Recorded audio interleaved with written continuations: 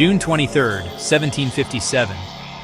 The fields near a small village called Plassey, on the banks of the Bhagirathi River in Bengal, lie still under the monsoon sky. But before the sun sets, this quiet plain will witness one of the most decisive battles in Indian history. A confrontation that will alter the destiny of a subcontinent. This is the story of the Battle of Plassey. A tale of ambition, betrayal, and the birth of British dominion in India. The mid-18th century, India, once under the mighty Mughal Empire, is fracturing. Regional powers rise in its place. The Nawabs of Bengal, the Marathas, the Nizams of Hyderabad, and the Mysore rulers. Among them, Bengal is the richest jewel, a land of gold, silk, and spices, its cities thriving under trade and agriculture. Foreign traders from faraway lands have taken note. The British East India Company, the French Compagnie des Indes, and the Dutch all jostle for power and profit. But trade, as it often does, begins to turn into conquest. In 1756, Siraj-ud-Dowlah, just 23 years old, ascends the throne of Bengal. Impulsive, proud, and ambitious, he inherits not only a kingdom, but a cauldron of discontent. The East India Company, based in Calcutta, has begun fortifying its settlement, defying the Nawab's authority. Siraj sees this as a threat, an open challenge to his sovereignty. He marches upon Calcutta with his army and captures the city. Among the prisoners of war, British accounts later speak of a tragedy, the Black Hole of Calcutta, where many soldiers die in captivity. Though the details remain debated, the story fuels outrage in Britain, and vengeance soon sails across the sea. Enter Robert Clive, soldier, strategist, and adventurer. A man forged in India's wars, Clive had once captured Arcot in the south, earning fame for his audacity. Now, as commander of the East India Company's forces, he sees in Bengal not just revenge, but opportunity. With reinforcements from Madras, Clive recaptures Calcutta in early 1757. But he doesn't stop there. He begins to weave a web of diplomacy, deceit, and gold, aimed straight at the Nawab's court. Siraj-ud-Dowlah's court in Murshidabad is divided. His generals, bankers, and ministers are restless under his rule. At the heart of this conspiracy stands Mir Jafar, the commander of the Nawab's army, a man ambitious yet sidelined. Clive's agents, led by William Watts, reach out to him. Through secret letters, they offer Mir Jafar the throne of Bengal in exchange for support against his master. Gold changes hands. Promises are made. A silent pact is sealed under the cover of night. The stage is set for betrayal. June 1757. Clive's army, about 3,000 men, moves north from Calcutta. Among them, barely 900 British soldiers, the rest Indian sepoys, trained and disciplined. Facing them, Siraj-ud-Dowlah's massive host of 50,000 troops, supported by 50 cannons and a small detachment of French artillery. On the morning of June 22nd, both armies camp near a mango grove beside the village of Plassey. The monsoon rains pour, soaking the gunpowder, dampening spirits, and yet, tension crackles in the air. Clive spends a restless night. He knows he is outnumbered 17-1, but he also knows something Siraj does not.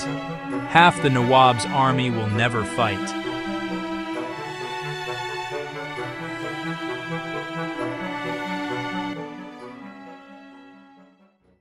At dawn on June 23rd, the Nawab's forces open fire. The thunder of cannons rolls across the plain. Clive's men take shelter behind earthen banks and mango trees. They return fire, slow, precise, deadly. For hours, the battle rages under torrential rain. But as the rain intensifies, Siraj's generals, Mir Jafar, Yar Lutuf Khan, and Rai Durlab, hold back their divisions. Their cannons fall silent. Their troops remain still, waiting, watching, betraying. The Nawab's loyal commander, Mir Madan, leads a fierce cavalry charge against the British line, only to fall mortally wounded by cannon fire.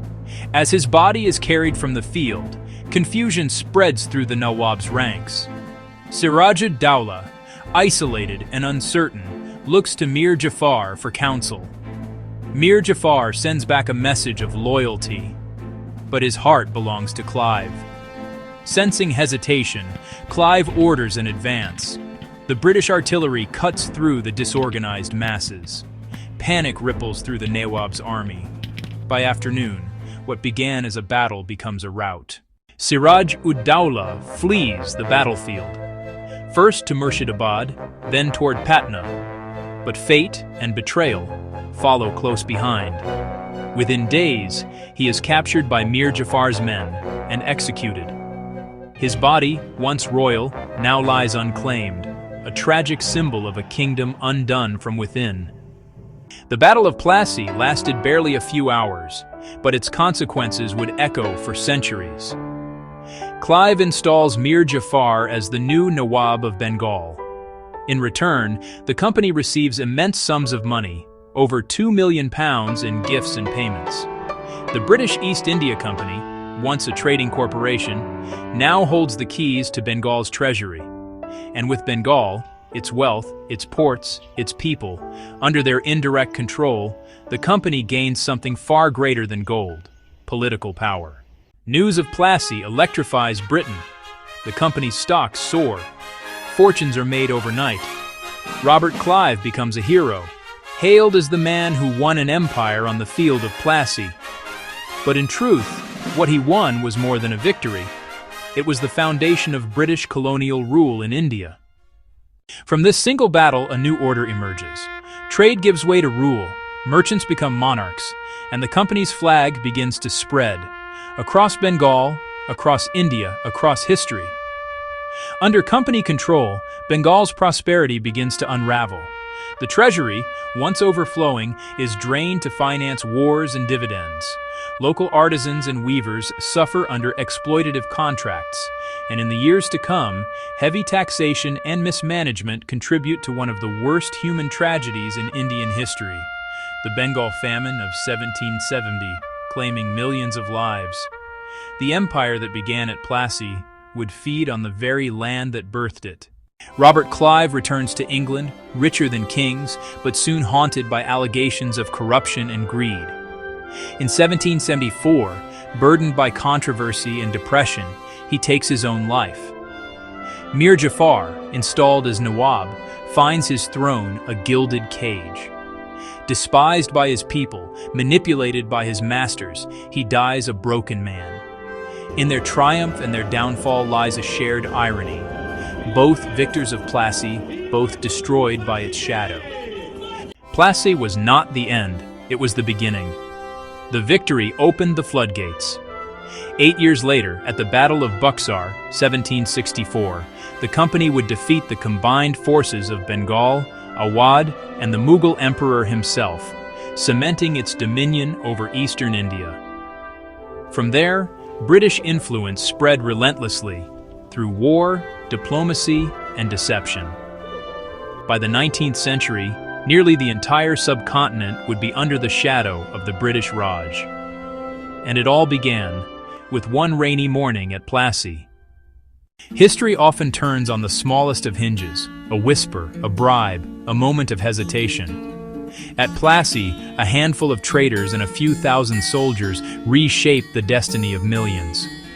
For India, it marked the start of 200 years of colonial rule, an era of profound transformation, exploitation, and awakening.